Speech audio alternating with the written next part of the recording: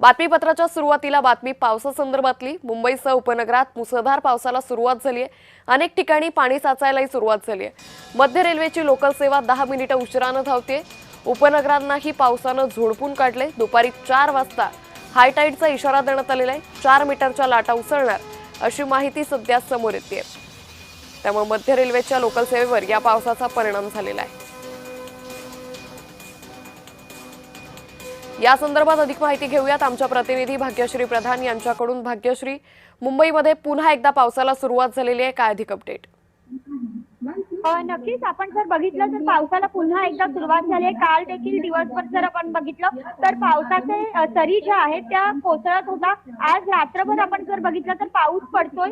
मुंबईसाठी yellow alert जो आहे तो हवामान खात्याने जारी केलेला पाहायला मिळतोय। या सगळ्यामध्ये बघितलं तर बुधवारपर्यंत मोठ्या प्रमाणात पाऊस पडेल अशी शक्यता देखील हवामान खात्याने वर्तवलेली पाहायला मिळते। एक दिलासादायक बातमी आहे की धरण साठ्यातलं पाणी जे आहे ते थोडं थोडं वाढताना पाहायला मिळते। काल देखील दिवसभर पाऊस झाल्याने बारबी धरण जे आहे ते जवळपास 56% भरलंय। त्यामुळे ठाणेकरांना या संदर्भात दिलासा मिळालेला आहे। पण एकंदरीत जर बघितलं तर हा जो पाऊस आहे हा आता खूप दिवसांनी पडतोय। जवळपास आठवड्याभराच्या 2 आठवड्याभराच्या गॅपनी हा पाऊस पडतोय। त्याच्यामुळे कुठेतरी पुन्हा एकदा मुंबईत देखील गारवा जो आहे तो निर्माण झालेला पाहायला मिळतोय। त्यामुळे आज दिवसभर आता जर बघितलं तर मध्य रेल्वे असेल, हार्बर रेल्वे असेल, त्याचबरोबर पश्चिम रेल्वे असेल सुरळीतपणे धावताना पाहायला मिळते। मात्र दिवसभर पाऊस असाच पडेल असा अंदाज देखील हवामान खात्याने व्यक्त केलेला पाहायला मिळतो। अंकिता, भाग्यश्री, एक महत्त्वाचा मुद्दा असा आहे की पुन्हा एकदा पावसाला सुरुवात झालेली आहे। अनेक ठिकाणी पाणी साचायला सुरुवात झाली आहे। प्रशासनाकडून कशा पद्धतीने काळजी घेतली जाते? कारण गेल्या काही दिवसात जसा पाऊस पडायला लागला तसा दुर्घटना घडत होत्या। आता प्रशासनाकडून कशा पद्धतीने काळजी घेतली जाते?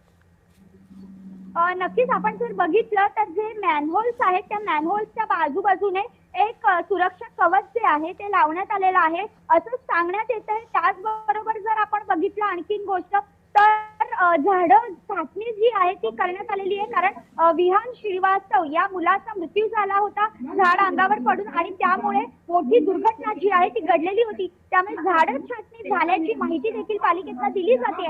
मात्र आता हे सगळं ज्या वेळेला वादळ होईल किंवा वारा वाहील त्याचबरोबर मोठा पाऊस पडेल त्यावेळेला समजेल। असं असलं तरी अंधेरी सबवे जो आहे तो मात्र कायमच आपण जर बघितलं तर पाण्याखाली गेलेला पाहायला मिळतो। कारण त्याला अजून कुठलाही उपाय जो आहे तो सुचवला गेलेला नाहीये। त्यामुळे आता देखील अंधेरी सबवेकडे सगळ्यांचं लक्ष राहील। अंकिता, निश्चित या संदर्भातले अपडेट आम्ही तुमच्याकडून घेत राहू। तुर्तास धन्यवाद भाग्यश्री, आपण दिलेल्या सविस्तर माहितीसाठी।